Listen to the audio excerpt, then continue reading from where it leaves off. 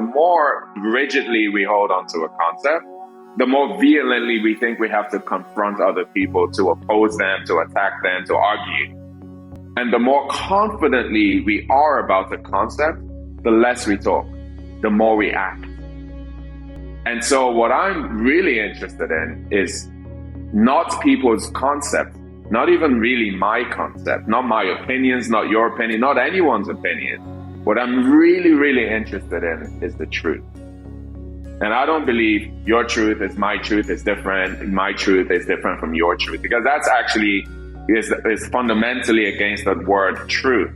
Truth means something that can never change. It's eternal and would never change. It would always be the same from now on to eternity. That's what truth means. Welcome to Are You Satisfied? A podcast that explores what a deeply satisfying and fulfilling life looks like and how to live it. I'm your host, Dr. Sarah Murphy, award-winning naturopathic doctor. Okay, everyone. Today's guest is Uzochukwu Chima. He's founder and CEO of Kaigo, a global health and wellness community in 20 cities in the US and the UK. He's a former investment banker at Morgan Stanley. He was born in Nigeria, raised in the UK, and lives in New York. But he might be moving to somewhere warmer, is what I know about him. I'm itching. I'm itching for it. Anyone has an extra room anywhere warm, Miami, Malibu, I'm there. And he wants to live on a farm. I also know that. Preferably a farm on a beach. A Like farm on a beach. Anywhere. I want the best of both worlds, Wonderful. Well, we met because we're working together. I've joined your Kaigo community as one of the naturopathic doctors in it. So that's how I met Chima, just for everyone out there to know. And I feel like we've really hit it off. We've had some great conversations about health and wellness and the world and everything. So that's why I've invited you on the show today so we can get that recorded. Awesome. Happy to be here. Share it with others. So let's see, where should we start? Well, I'm very curious about your work history because you were in the traditional business world and you've, in the past few years, transitioned to the health and wellness and healthcare industry. So why? And tell us about that. Well, thanks for the question. First of all, thanks for being here. Thanks for having me at your office last week. It was fantastic. So, why I made the transition between, from traditional business, investment banking to what we're doing now with Kaigo, which is really, I'll say it's community building. I think, my mom reminds me when I was about 4 or 5 years old, I built this electronic bus from scratch. Because I took out the motor from something else, tinkered with it, and I formed this bus and I painted it.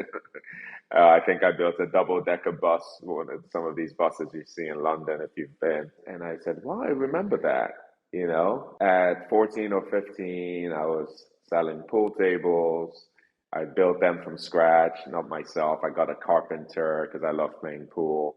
I got a carpenter, I built them, then I went out and sold them to bars. And I realized that, I've always wanted to build things like that. That's just in my blood, it's in my nature. In the 80s, early 90s, it was, everything you saw was Wall Street. The movie Wall Street was a big hit, and my older cousins were, on Wall Street, or at least were in banking. And I always said that was fascinating. And so just like everyone else at the time, that was the big thing to do. So if you got to Wall Street, then you could be big and popular and wealthy. And just as a young kid, you just gravitate to that. But like today, where I see a lot of kids just gravitating to the IT space, right? It's like IT, and it makes sense because back then it was the banking sector making everything come to life. Like there were so many things that were happening there. And without that, the internet sector would not have come to life the way it did. And so I get it, but it also sweeps people into a place they may not want to be. right? If you follow the crowd, you may end up in a place where you're like, what am I doing here? After a while. So that's what happened with me. Long story short, he went in really successful doing it, but then it just felt like I was suffocating. Something was missing. And so, long story short, I made that transition, which was triggered by one of my kids falling sick. Ended up in healthcare, and here I am now in the healthcare about 6 or 7 years later. But we can get into that story a little bit more. But that's kind of how I evolved from just being in a space where everyone was running into, and then realizing that I didn't have to be there. From a financial standpoint, it was great, but from a human, soulful standpoint, it was not. And so I made that transition out of it when I had the first opportunity. Wonderful. Well, I would love to get into the stories. So, two questions. One is, and I'm just curious, I'm not sure the answer to this, but did you ever experience any sort of professional burnout or stress that was difficult for Mm. you personally while you were in that business world? I'm actually really thankful that I went through it, because now these are the main people we're helping at Kaigo. It's people that are executives, they're athletes, they're doing things at a really high level. And what I learned really, really quickly is nothing wrong in doing things 24/7, high level, putting all your effort into it. Well, you have to connect with it. Like you, like you have to feel like there is something that you're creating that's being beneficial not only to yourself but to other people. If you don't have that connection, you will burn out, and it wouldn't even take long, right? And that's why people think, well, millennials are lazy. They just don't want to work. They keep bouncing around. Well, I don't think they're lazy. I simply think they can smell burnout when they get into it, and no one wants that. Unfortunately, older generations are immediately tied into with student debts, whether it's in medicine, in accounting, in banking, and a lot of these industries where you have to spend a lot of money and time to get in. Then it's hard to get out. And that's why I think a lot of people stay. So for me, yeah, it wasn't really long when I realized, wow, like I love running around meeting people. But the stuff I'm doing here, like what we're creating, it's like I'm not really even creating anything. What we're doing is moving stuff around. It's like bring these instruments and I'll move it over here and get a commission here. Like it's nice, but it's not. Like that's Hmm. not where the soul really thrives for anyone. And not to say all investment bankers are not feeling this way, but if you don't have an opportunity to align what you're doing with something creative as well, I think you burn out. That's so for me, that's what, yeah, I could say I burnt out. Yes. Or it sounds like you might have pivoted a bit before the burnout, like you saw pretty Mm. quickly, this, I want to do something more aligned with my soul. Like you made a shift. You didn't stay. Yeah. I think if you burn out completely, you're dead.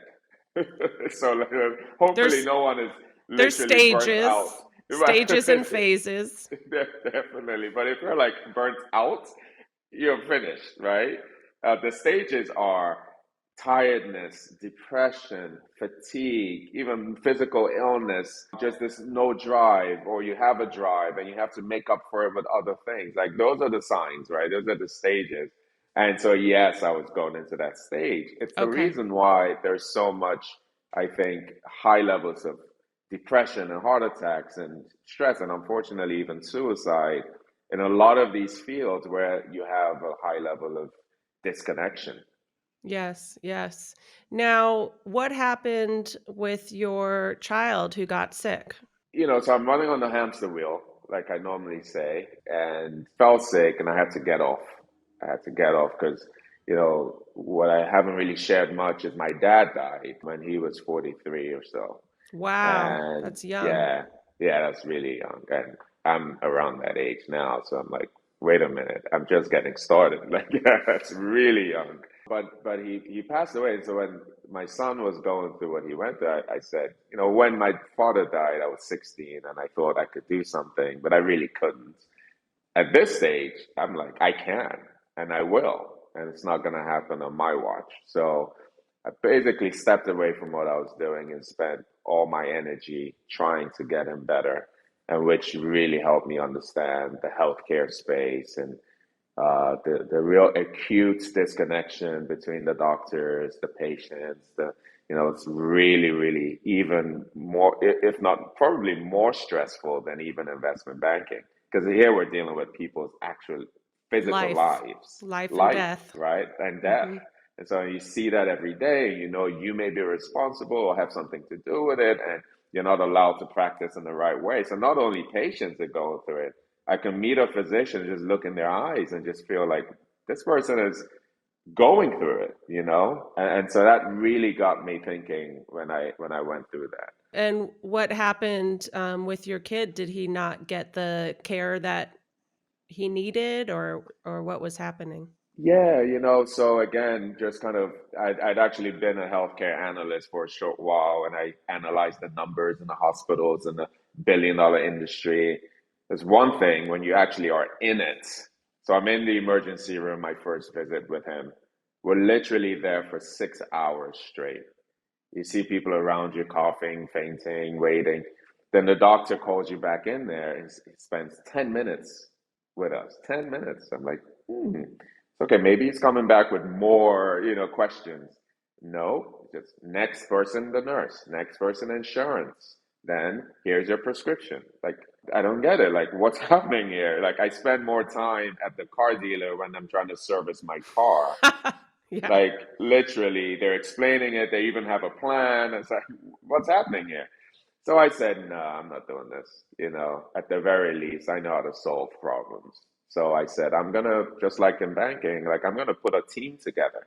When I met Jeff Bezos and he was raising money for Amazon, like we had 8 people in the room. We came up with this leather-bound plan. We're like talking to him and like this is what I want people to do for my own kid. So I went out there and I found this group as Johns Hopkins. I went out there and called around and found this doctor, independent in Pennsylvania. I drove through the farms and the cows, and I come to Chip, and Chip's office was like a nice apartment. And I'm like, what is this? So I walk in there and it's no one in the waiting room, and I sit down with Chip and we talk for an hour. And I remember we still talk about it to this day. I'm like, how are you talking to me for an hour? Are you going out of business? Are you like, tell me more? Like, it's okay. I'm like, no, it's like, no, no, no. He said the issue is, just trying to take insurance and Medicare and all that is really restrictive. They're not paying him for the work he's doing. At least not everything he does is paid for. And so he just realized he needs to find his own independence. And so Chip charges cash. He charges an annual fee of $3,000. And I said, I will pay you $4,000 if you're actually doing these things you're saying. He said, I'll take his number. He will even stop by the hospital if he had to. I'm like, that's exactly what I wanted. So from there, we hired a dietitian. We got a nurse practitioner, put this team together, and at least I could see what was happening. We can get to the root cause. And that was like my first kind of entry in problem solving for my own kid. And that's how the company, Kaigo, kind of came about from there. Wonderful. And so Kaigo is explain what Kaigo does for everyone. Yeah, I mean, just think about Kaigo as you would think about Kaigo like Airbnb, but really just for healthcare providers. So, at Airbnb, you have members, the renters, and you have hosts, right? And I say Airbnb, not the Marriott, because I'm not a doctor. I mean, you are, so I want to find the best of the best doctors. But I don't want to tell the doctors how to practice. The Marriott would tell you, well, if you want a room, if you want to do a franchise, you need to come in and the same sheets, same coffee, same everything. Whether you're in, Malibu or you're in New York, you're going to be in the same kind of room. Where Airbnb says, well, I mean, you want a lake house, you can put it on there. You can host a lake house, breakfast or not. You can host a small tent in Malibu, and people might want to do that, right? You can do anything you want, but just make sure you give them the absolute best experience. And so Airbnb's job is to pick the absolute best properties and showcase them so people that need to rent can find them.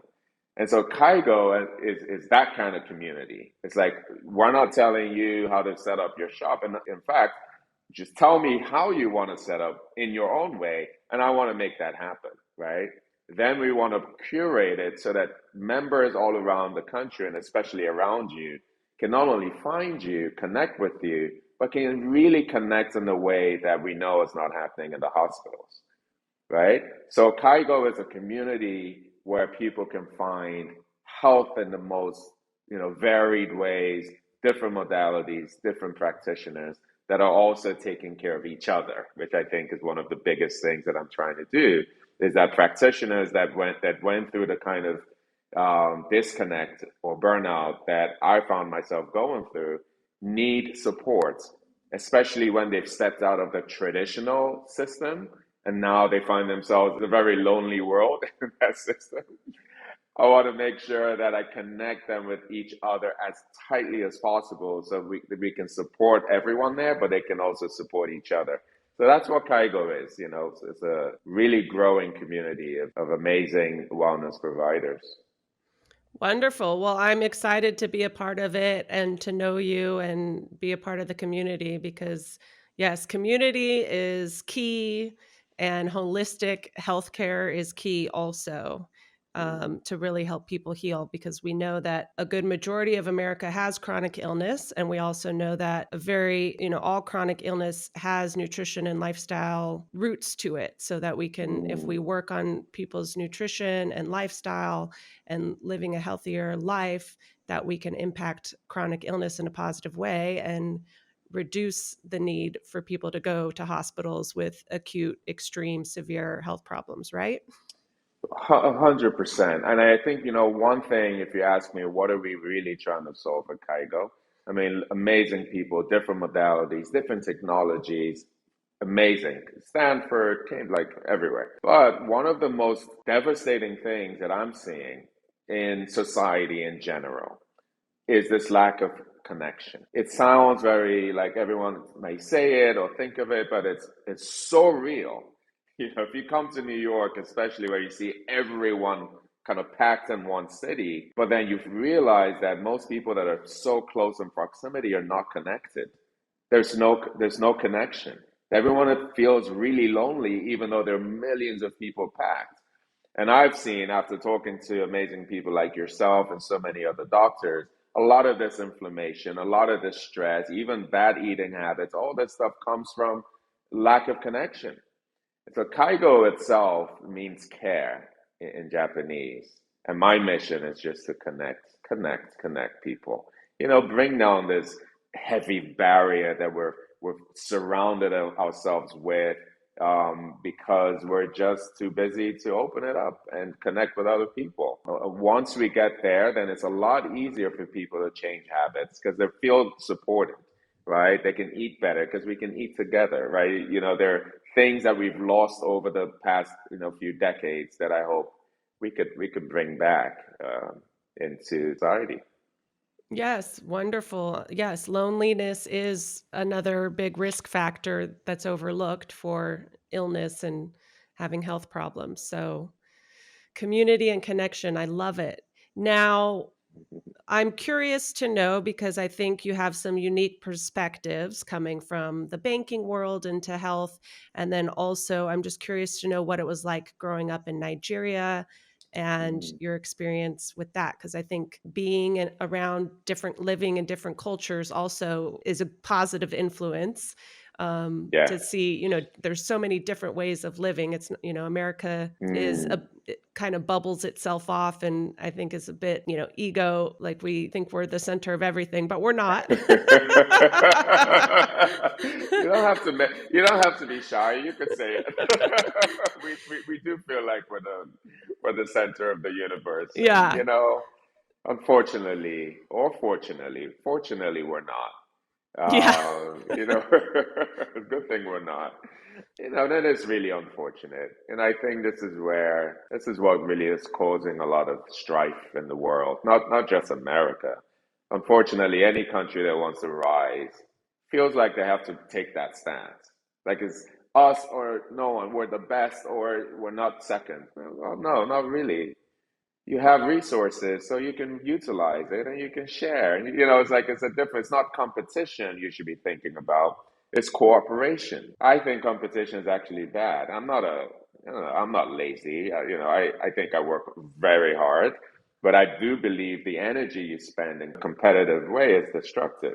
Or you could use the same energy and cooperate and actually build versus destroy. And I think that's, unfortunately, that's the culture a lot, like almost every country now is adopting. So in Nigeria, for example, where I was born, one of the richest countries in the world, really, with resources, but it's not. It's like so much poverty, and people are, it is the happiest place in the world.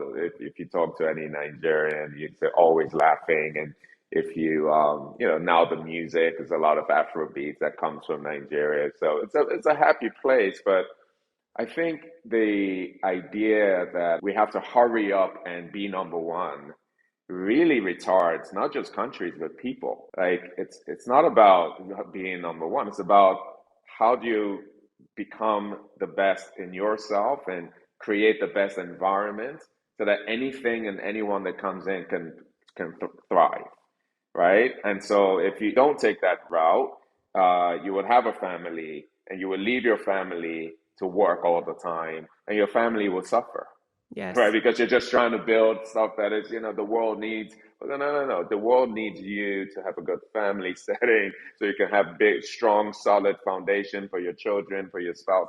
Then the world benefits. So I think this is something I've certainly evolved with. And so this competitive nature that Hollywood makes so appealing, not necessarily the best. Nigeria is like that. I grew up in London as well, bisschen Deutsch, so I've lived in Germany and Austria as well. All very different mentality. And here, the one thing that I've noticed is regardless of where I go, if you go into a society or small community that cares for one another deeply, it's amazing. It's thriving. You can find that here in America. So it's not every American that's thinking like that, obviously. And the same in Germany. There's some areas of Germany that the people are really working together. The same in Nigeria. And those places are amazing. They thrive. They're dying off in the world, which is a concern. And when you find the cities that are competitive and going for it, then you have sickness. You have a lot more depression, mental health illness. And so that's been my confirmation. That's why I think it's important that I've lived in all these places, because I can say it's not even America, It's, they say if you want to change the world, change yourself.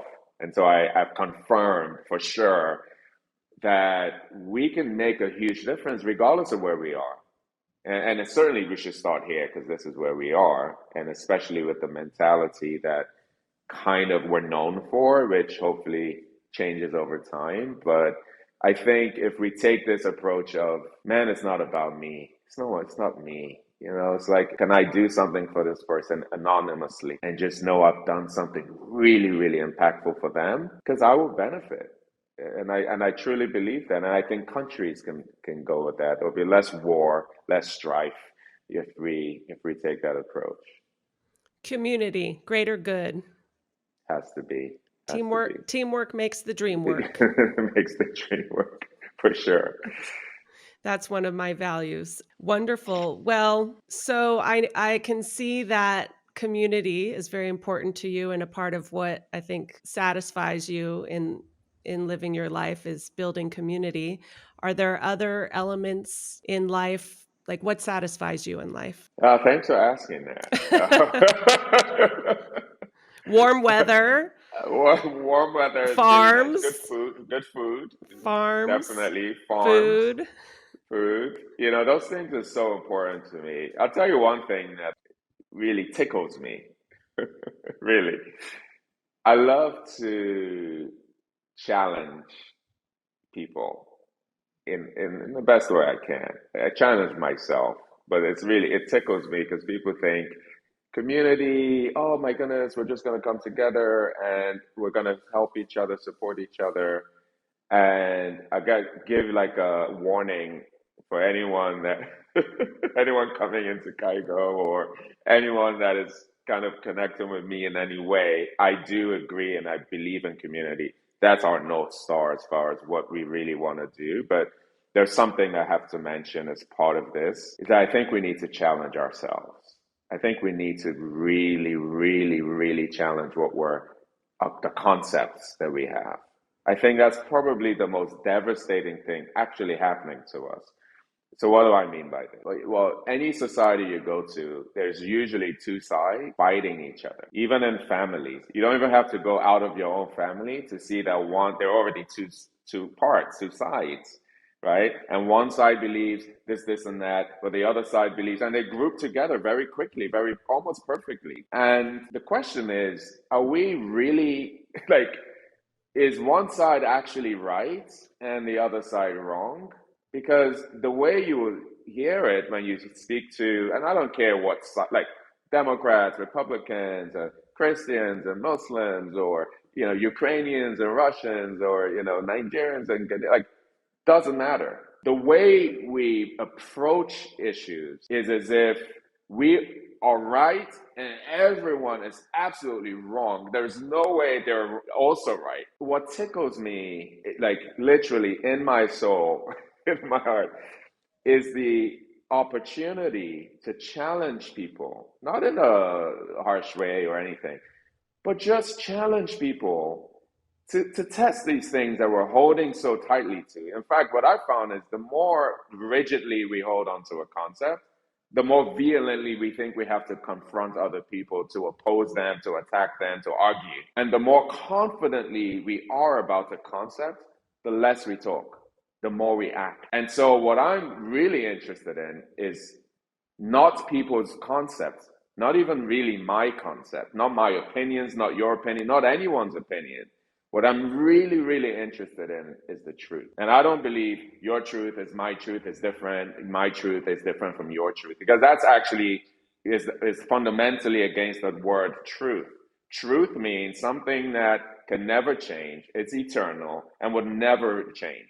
It would always be the same from now on to eternity. That's what truth means. So one example of that is gravity. If I take you up to the top of the Empire State Building and jump, okay, we know what's happening. We can even measure how fast I'm going to fall. We're going to fall the same speed. That's gravity. That's never going to change. It doesn't care what opinions I have or you have. And a lot of these quote unquote laws are woven into everything that we're doing. Everything we're doing. Every contentious subject, every argument, every war, the truth remains. It never changes. And if both sides of a war or both sides of an argument are really objectively trying to find the truth of the matter, like what's really happening here? It's not your reality is different. Oh, your reality might be different from mine simply because we're not trying to find the truth with the same energy. So if someone's eyes are closed and someone's eyes are open, they're going to see things differently, right?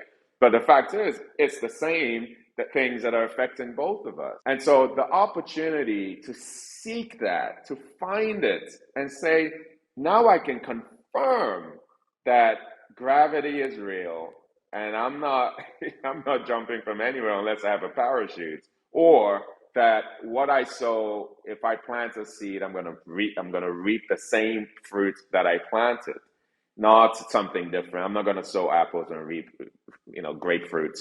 Like it's going to be apples.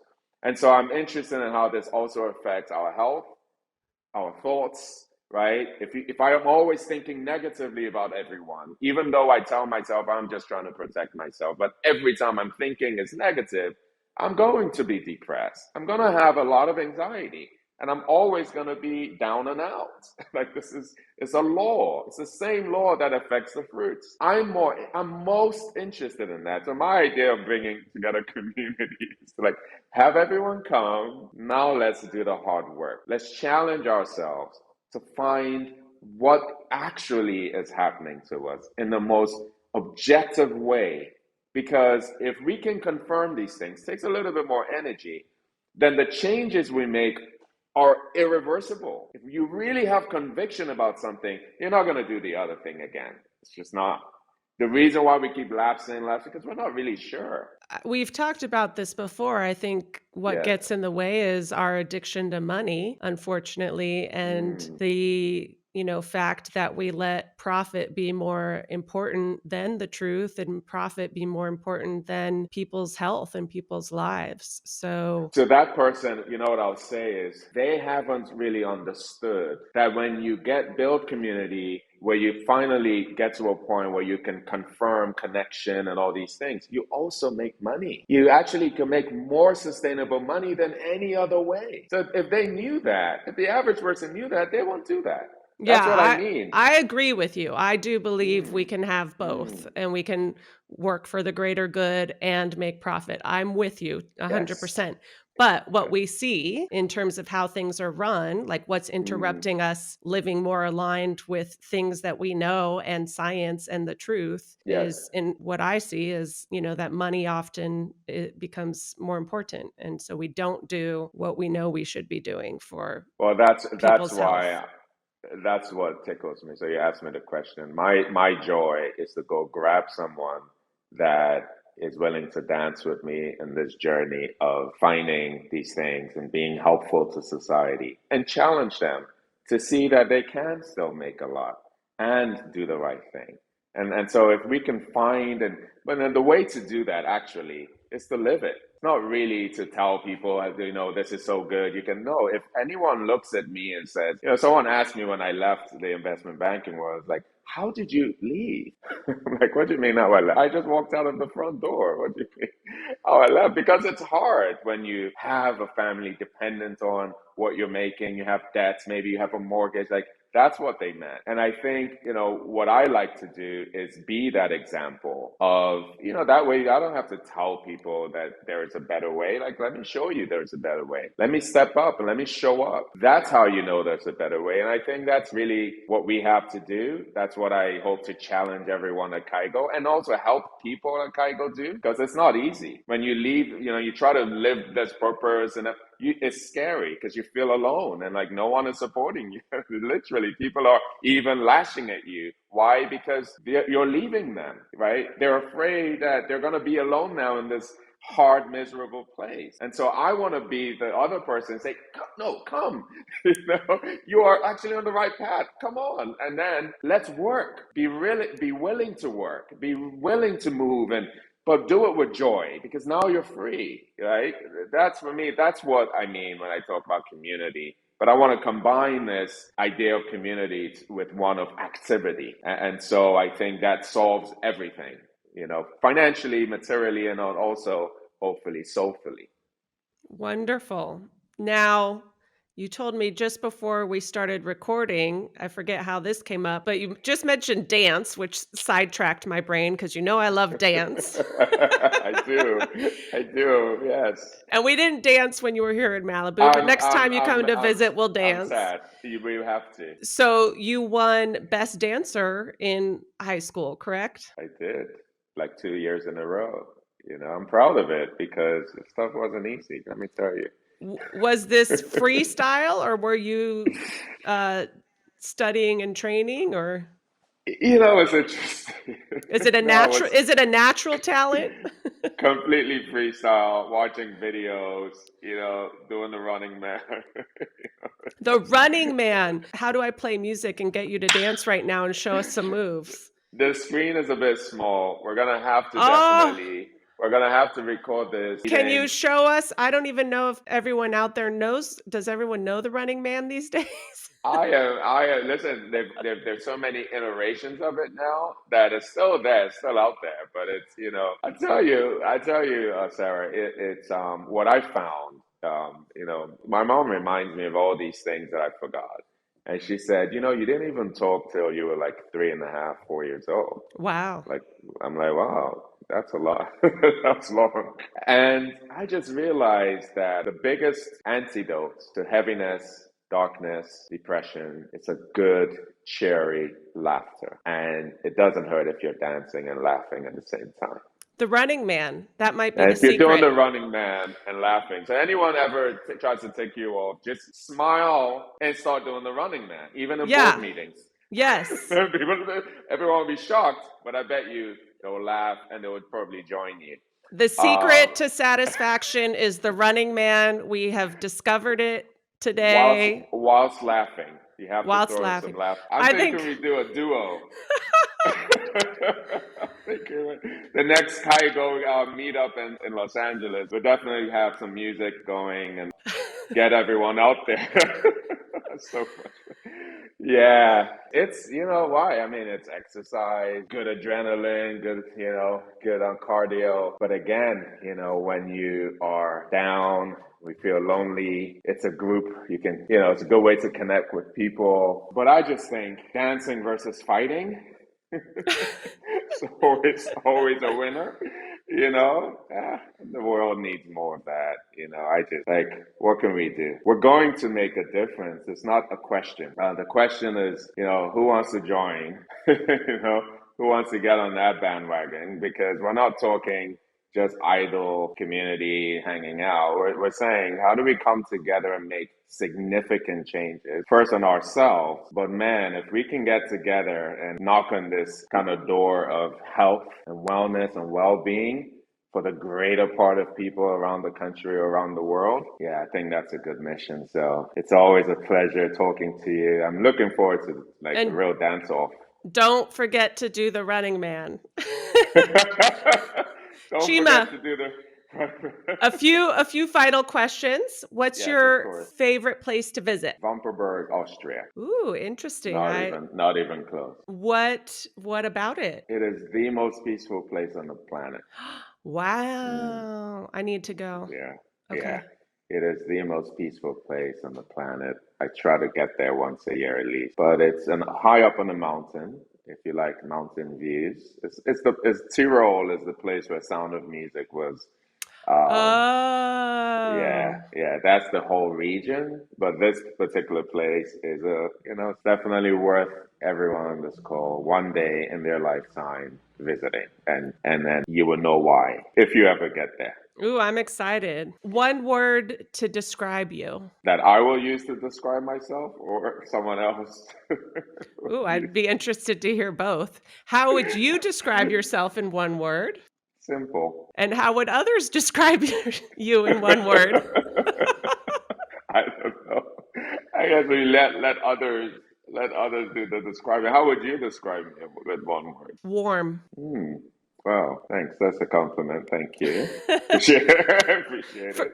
quite warm for being a banker, right? Ex-banker. Yeah, yeah. I mean, it's just like I said, it's the industry, not the people. Yes. And so it's same with medicine. It's not Yes. not every doctor doesn't care. Like most doctors care. Yes. Actually, most bankers actually care. Most bankers are creative, Yeah. and they're shocked when they get in there. All they're doing is rigid things.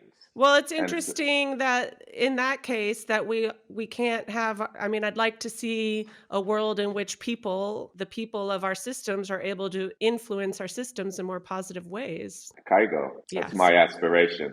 At Yes. least let's do it in healthcare. And hopefully we can borrow that and use it in other industries. But Yes. that's my wish. That's my wish. Well, that was maybe my final question I was going to ask. What's your hope and vision for our world as we step into the future?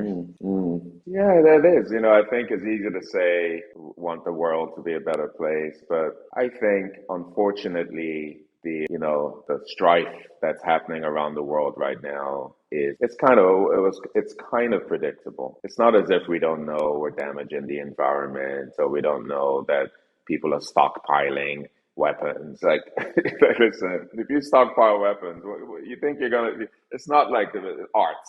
You're probably gonna use them, And then why stockpile weapons? Like, what's wrong with your neighbor that you're so afraid, And so, unfortunately, it's just gonna escalate. My hope and my desire for as long as I'm on this earth is that I can connect with people and build abodes, small or big abodes, for people that don't want that kind of life, to find respite while they're here. Make it as beautiful as possible so that everyone that is thinking, I can do better than in this world, I can find Like I want to build that. And so at least over time, we have a lot more of those places and people. And then hopefully it overtakes the dark, heavy, materialistic type of world that we're finding ourselves in. And I know it will actually. It's, one unique thing about, I think, seeking for the truth is you start to see these laws, and there's one very important law of seasons. Everything has a season. You can't avoid it. If you feel like you're in your best years, just wait, and you will not be. It's just automatically. So the same happens with dark things. Just hang in there, and when things are really, really harsh, as long as you're staying alive, and I think also staying joyful, doing some Running Man here and there, laughing. It's hard, but there's guarantee. It's a guarantee. It is the law that it also will subside. And hopefully when it subsides, we can just build a much better world. So yes, thanks for asking that. Yes. And I'd add to that, it only takes a small amount of people to change the world. Oh, 100%. I agree. And I'm happy that you're one of them. It's my pleasure and joy to do this with you.